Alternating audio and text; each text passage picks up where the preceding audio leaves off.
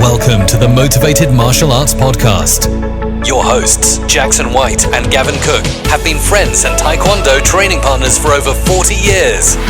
This podcast will bring you a mixture of their life stories, martial arts, and business experiences to motivate you in life and throughout your martial arts journey.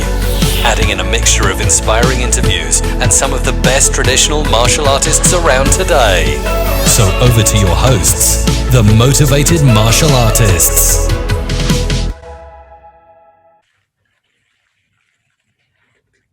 Welcome to the Motivated Martial Artists Podcast with me, Gavin Cook. And me, Jackson White. And welcome to this evening's part 3 of our 4-part series. Part 3, we're talking about leadership and in particular the STORM leadership team.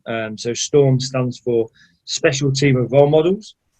And I know myself and Jackson and Mike all try to implement this STORM team within our own schools.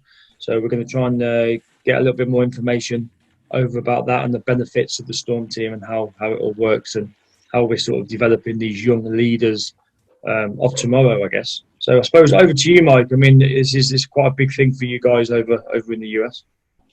Yeah, so I mean, the concept of a STORM team has been around for years and years. I mean, when I first started training, there was STORM team and SWAT team and all these catchphrases.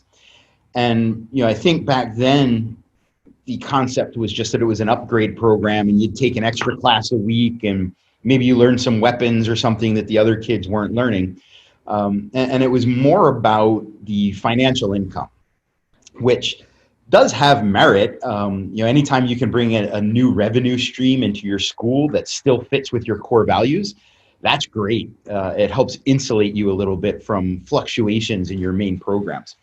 But what Melody did is she took the same concepts for developing kids and brought it into this leadership realm. So when you look at the neurology and psychology of what happens in an educational environment, no matter how cool we think we are, compared to the kids, you know, we're old Sensei Bill or, you know, whoever you are, you're some old guy that leads class. No matter how cool you are, you're an old guy. So by having an intermediary instructor, somebody that is closer to the child's age, it becomes really powerful for your overall program. We call it near-peer mentoring. And aside from the fact that my teens and even younger preteens are more in line with what the kids expect for a fun environment, there is actually a process in the brain wherein when kids look at people that are a little bit farther ahead or maybe a little bit older, it triggers mirror neurons in their brain. This is why young kids always want to be like the old kids, right? If you've had children, you know, they're, how come I have to do the little kids stuff? They don't want to be older. Yeah. So by triggering these processes, these mirror neurons, it's a more powerful learning experience because they have a near-peer mentor to guide them in the right direction. And learning happens a lot faster. The kids are a lot more engaged with it. The challenge becomes, though, and it's a challenge that a lot of martial arts instructors have, how do you train somebody to become an instructor? You know, we kind of touched on this with systems yesterday, where, you know, you went through all of your systems to get where you are, but when it comes time to teach or to train up the next person, you just kind of throw stuff at them, or you say, just follow me, you know, shadow me for a day. So by creating a system of taking a child from a beginner student and right from the beginning, crafting a step-by-step systematized process that leads them to being an instructor, it creates bench strength. And I don't know if that translates exactly over to UK. For us, bench strength is, you know, the team that you have sitting on the bench because you know eventually somebody will get hurt or retire or be sick that day. And it's the people you can draw on for your second string of play on a football team. Basically your reserves, isn't it? Yeah, you can bring those reserves. What we're doing in soccer, you know, you have your reserves, and then eventually you start blooding those reserves as they gain more experience, and eventually they become the first 11. Exactly. Within your team. Right. Something that Jackie knows all about is sitting on the reserve bench, isn't it, Jackie? Look, I'm not getting into that one. He's just giving me Lordy, I've never sat on the bench, Gavin. Don't they call you Master Splinter? You sit on the bench that long. Oh no. Sorry, Mike. Carry on. Okay. Yeah. So what we do is, for most people running the Storm team, and I'm taking this to become an entry-level program, which we'll talk about in a moment. But for most schools, usually what you'll do is look at the kids who are around 8 years old or so and up. Younger than that, they don't really have that concept of teamwork yet. That's why in a Skillz program, in our 5 and 6 year old programs, we work on teamwork, because it's not a concept for them yet. But by 7 to 9 years old, they are smart enough and they have the rudimentary skills to function as leaders and role models. So we look at somebody who's been training for 6 to 8 months, maybe an intermediate level student, and we hand select them. This is an invitation only program. That's not to say it is exclusionary, but it is certainly exclusive. And we find those kids that already have leadership potential. And it could be that they are physically skilled. It could be they have that natural sense of charisma. It could be that they are just really, they do well under pressure. They have that emotional maturity. And then we bring them into this Storm program. And the Storm program is set up in such a way that it is a mentorship program. So by design, at the purest level, what most people are doing is they're holding a class once per month for these kids, where they all get together and we cover one specific leadership topic. So for example, it might be something like voice modulation or leading by example or developing initiative. So it's one topic per month that we cover in depth. Then once they qualify to be in a live environment, they also have one class per week where they come in and receive hands-on training. Now, normally we used to say, this is the class where you come in and help out. At least here in the States, we have to be very careful about child labor laws. So we don't have kids who help out because that means that they are labor. Same thing with our adults. We do not have adult volunteers. It is illegal. So what this does is it allows us to... I was really interested to say that, Mike, because I think a lot, certainly in the UK, I know myself and Jackson, we have lots of adult helpers and adult assistants and junior assistants within the class who just help out, not necessarily part of a Storm team, just a basic assistant. So. Yeah, so, and I mean, this would vary, I'm sure, by local and state and federal laws for wherever you are. And people still do it in the States here, but the concept is that if we want to run a professional environment, we want to make sure that, if you come and pay me $167 to $232 per month, I don't want you coming in and just getting whoever's available to help out that day. I want you working with a trained instructor from the junior most 10-year-old all the way up. And then, of course, if I'm saying, hey, you should be an upstanding citizen, I want to make sure I'm following all the appropriate laws and rules as well. So what Storm Team does is it allows us to kind of code switch that. And you are no longer helping in class. I am mentoring you in class, right? So you are paying me, and this is a paid program, you are paying me for additional lessons in leadership. So you get your sit down once a month, and then 4 to 5 times a month, you come in and you work on whatever that skill is in class. So you might come into my Monday 5:30 class, and if we're working on voice modulation that month, every time you lead a drill or a piece of class, I'm going to provide you immediate feedback on how you're doing with that month's skill, as well as any other skills that we've covered before. So now it's a role model mentoring development program. And over the course of time, the kids will go through, we have something like 27 different leadership planners, as well as 8 skills that we cover. That's the Skillz model. So over the course of about 2 years, these kids are getting everything they need to be able to step into a class and start taking over pieces of it. And then we also have systems as to who's allowed to do what. We don't take first day storm team members and say, all right, go run class. We have a process and its own separate ranking system and certification system where they go through 9 different levels of certification, leading all the way from, Johnny 10-year-old all the way up to, hey, you're an assistant instructor on my storm team. I have a paid position opening. Would you like to apply? So that's my goal as far as the system, tying it back to yesterday. Now, I suppose the end goal for those junior storm team leaders is to run programs within your school, right?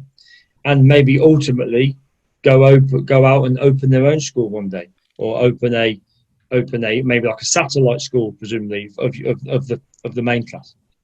Sure. Yeah. So, while we're very careful to say that these children, or even like I have adults on my storm team as well, the program is that powerful. But I'm going to phrase it in terms of children because that's predominantly what Skillz is geared towards. So when these children come in, our initial goal is to build them up, right? Not every child even makes it into a class. Some of them we have on storm team because they lack any leadership at all. I'm not putting that child in class, but I am going to help build them up as a person. After that, while we're very careful not to call them instructors or to say they are helping in class, I would be dishonest if I said they weren't a tremendous benefit in my school. So if I'm a single instructor, I have a limit of how many people I can handle, right? And whatever your talent level or your systems dictate, that's your limit. A well-trained storm member, while he's not there to help in class, because of his level of or her level of training, they can take over half the class as they're training. So I have, now he just turned 12, but I have a 12-year-old who can run my entire class. He's in my Elite Skillz program. He's about to earn his first degree black belt in about 3 weeks. But I could step out of class completely, of course, providing oversight, and he'll run it. He knows exactly all of my systems, all of the teaching methods. He knows, really has great relationships with all of these kids. So my next step is when he turns 14, why should he go work at some restaurant cleaning tables when I can pay him twice as much doing what he loves? And then maybe, like you said, someday he'll go open a school. So it builds my legacy as well. And Mike, on that, how do the parents perceive that this mentoring program that you have in place? What are their opinions? That's a fantastic question. And just to show you a little of the evolution, 6 years ago, before I really implemented the Skillz modalities, we would still have kids coming in and helping in class and even teaching. We had some really talented kids.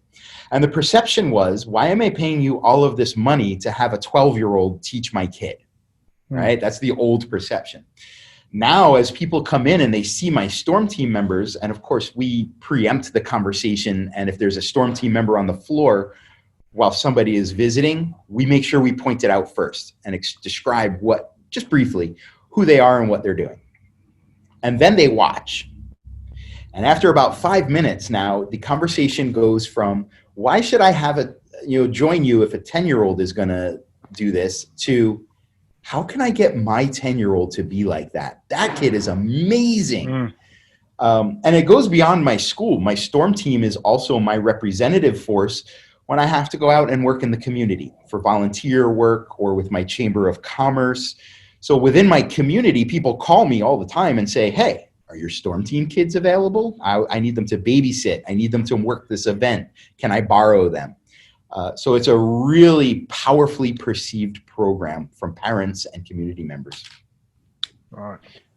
And I suppose the challenges as well. I mean, just sort of, I know certainly from my own perspective. I mean, we all, having been teaching sort of 10, 12, 15 years, obviously within our own clubs, over that period of time, you get some great students, don't you? You get some really, and then you get these kids that you really, really want to hang on to, and you really want to nurture them, and you want them to maybe take over one of your clubs one day, and then they go, right, well, we're off to university now, or, and it's just. Or they met a girl. all of a sudden, all that time that you've invested in them, like you were saying about your 12-year-old, who's just about to do his first degree black belt. And, there's a big drop-off rate, right, when people get their black belt. So, obviously you'd like to think that you're gonna nurture him and get him to that point where he's maybe going to start running your clubs one day. But then they reach that point and they say, right, well, yeah, I've met a girl, or I'm just not that interested in my martial arts like I used to be. How do you sort of overcome that, I suppose, is the question. I know it's crystal ball, really. There's about 3 aspects to that. The first is that statistically, between the ages of 14 and 15, I forget the exact number, but it's something like 92% of kids drop all activities except the one thing that they and their peers are most into. So it's not just our failure. This is across the board. People drop out of, soccer, football, tennis, band, chorus. It's the stage of development. So by realizing that, it kind of relieves a little of the self-doubt from us. Mm-hmm. We talked the other day about every time somebody quits, it's like, oh, that kills my heart. The second part is, as we look to hire, and for those of you that are, if you're listening and you're like one of the higher level gold members and you're seeing the staffing stuff that we're putting out now, we want to make sure that we are not hiring based on need. Oh man, I need an instructor. And then you have to go out and find the first available person and plug them in there. If you have a robust storm team, about 20% of my student population is on my storm team. That's my goal. Right now, I think it's about 12 just because of the whole coronavirus thing. But now when I have this many potential candidates, if 5 kids leave because they met girls, went off to college, got a job, moved, whatever, I still have 5 more from whom to choose. So it takes some of that, immediate need off of me. And then the third prong is that anytime you're bringing somebody from the beginning, whether it's hiring somebody fresh off the street or leading somebody from that position of new student to school owner, you need to be able to show them a future. You can't just have them stagnate as the kid helping in class. And by having a systematized program of showing them not only where you are now, objectively measured, but here are the steps that we are leading you through, and this is what can potentially happen at each step. Here you will be able to assist in classes. Here you will be able to maybe make a couple bucks helping out in our summer camps and parents' nights off. And then when you get to this level, if I have a position open, you'll be able to be entry level. And then maybe you become a floor manager. And then maybe you become a general manager. And then maybe you go out and open your own school. All of those steps are already predefined and they have vision of how to get there. So you get rid of some of that stagnation. Yeah, no, I think that is key because, one thing it's the children moving away. But actually, you're taking those children and you're not just giving them their martial arts skills. You're developing them beyond martial arts. You're developing their life skills, aren't you? So, yeah, you may lose Absolutely. A few. Yeah, of course, it's disappointing and it's often devastating. But actually, the benefit that you're bringing to them, when they move into their next chosen career, as an example, for me, when I moved into the military, I went on a physical training instructor's course. And having stood in front of a class of 30 adults from the age of 10, shouting, Ana, do, set net, arm high, kick low, yada, yada, yada, I was one of the few people out of a group of 30 that could stand in front of my peers and conduct a class as if it was nothing, because I was so used to doing it. And that was a great skill. So Absolutely. I think you got to think beyond just the martial arts piece, and I think that's something that a lot of parents would really buy into, and of course they do buy into it once it's explained. Yeah, and there's a certain mindset shift here in that, if you go back even into our own careers, there was a point where, well, I want to start a martial arts school, I want to teach students, I want people to be like me, I want to give out the rank. It was all about me. And really now as a child development specialist, it is never about me. It is never about, what I want. And I say never, of course, this is still what I want to do. But we decided when we became a childhood development facility instead of just a martial arts school, was that we had to come up with our core values. And the most singular driving core value that we have in our business is what's best for the student. So even with this, as yes, I am certainly grooming these children to someday run a school, I'm not doing it because I want them to run a school. I'm doing it so that they can become better leaders and better community members. And even if they quit, they will be better for their time with me and create a better community from which now I can draw other students. Yeah. It should always be that long-term positive thing for the student. And I think most definitely that's something, we talk about within the Skillz program, the 4 areas of development. And certainly that's something we don't see in a lot of, in fact, most other sports. We only see the physical development in a lot of sports. So actually across the skills piece, we're seeing that those 4 areas of development, which then drives into and is consolidated in the Skillz Storm program. Yeah, and that's actually a great selling point. While we primary drive is what's best for the student, look, it's just a given that cash is oxygen for your business. Yeah, I think Gary Vee said that. So, what's best for the student is great, but we also do have to look at business processes. And one of our marketing aspects is that we try not to do comparative marketing. So, why would you sign up for baseball? Because martial arts is much better. But we do present the argument that unlike most other sports that just focus on physical and intellectual development, we also add in emotional and social. And as soon as they say, well, what does that even mean? For example, look at our Storm Team program we're working on, and now it opens that conversation. Yeah. Sorry, Jackie. One of the challenges I had with the Storm Team, obviously, in the UK, there's a lot of instructors like myself and Jackson who are, I suppose you would call us, almost travelling instructors, I suppose, because we move from school to school or to village hall or to different facilities.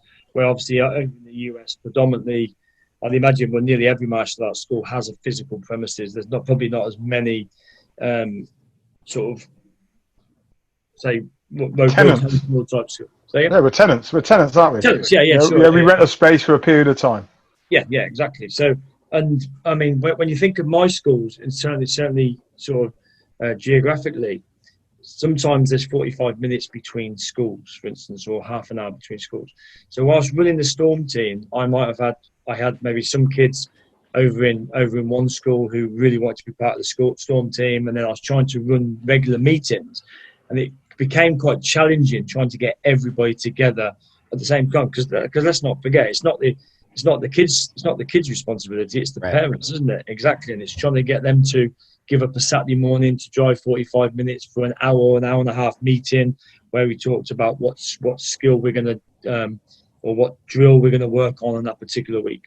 So one thing that we were actually discussing before the coronavirus was starting to run Storm Team meetings via conference facility, like Zoom or the TMMA platform that we have.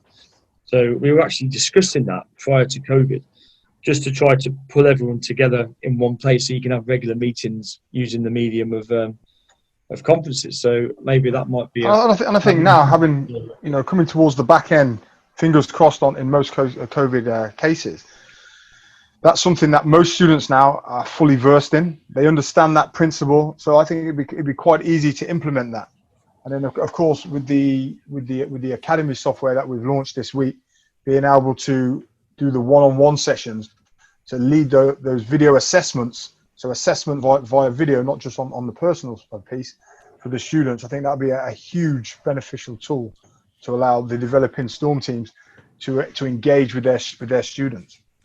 Sure, and with Storm Team, it does become very important to have in-person classes. There's no substitute for having everybody in a room and running the drills and practicing but if I was in your particular situation, probably what I would do is leverage the tech. It's one of the silver linings that came out of all this. I would leverage the tech probably for our monthly meetings, your Hands-on mentoring sessions would be while you're at their location. So they're still getting that weekly input. Yeah. And then what I would probably do is like a quarterly get together where now, it's like the Storm seminar and you're spending 2 or 3 hours once per quarter and really digging in. With the newer version of Storm Skillz, we also have these certifications that the kids go through. So that quarterly schedule would be a great opportunity to run some of the higher level certifications where they do need to demonstrate and work with peers. So, it's a framework. And we talked yesterday with systems about being able to scale up or down if you have your system in place. And there are people who only run the hands-on training and they just kind of handle it one-on-one mentoring. And then there are people like me. My Storm program is just before coronavirus hit, was about to become my entry-level program, such that everybody came into leadership training and even non-martial artists would be able to take these classes.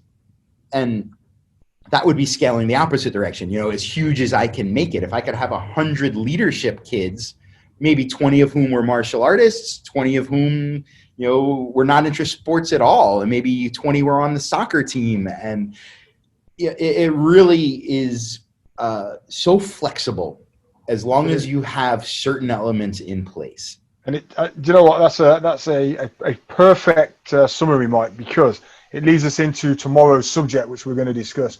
So as we draw to a close, tomorrow we're going to talk about the Swiss Army Ninja, and of course that is one of the tools that the ability to use and adapt the Storm program to give to grow with other areas within your organization and within your business.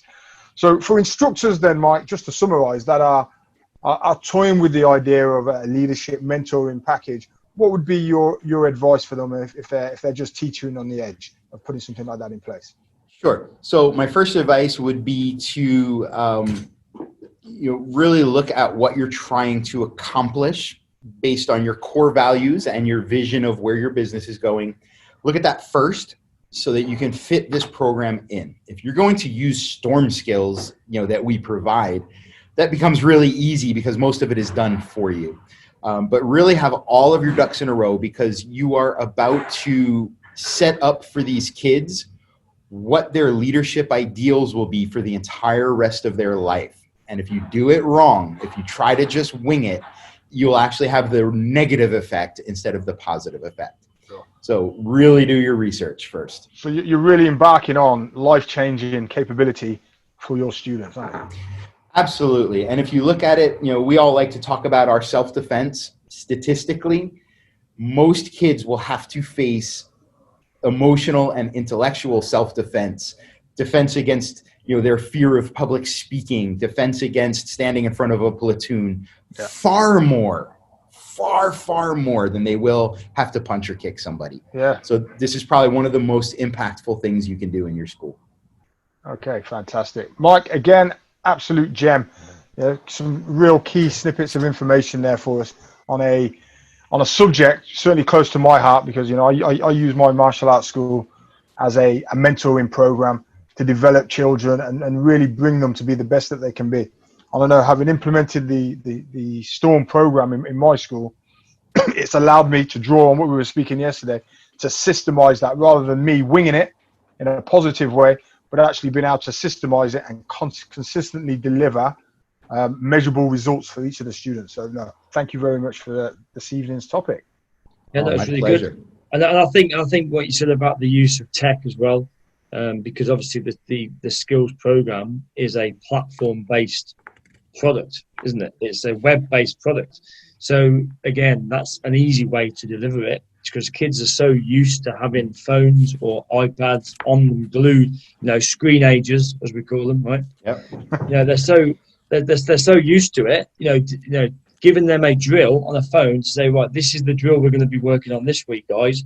Just watch it and see how Clayton delivers it over in America, or see how, Miss Rebecca. I mean, we've obviously met both of those two Storm team members, and they're both awesome. I mean, they're great martial artists and they're great people.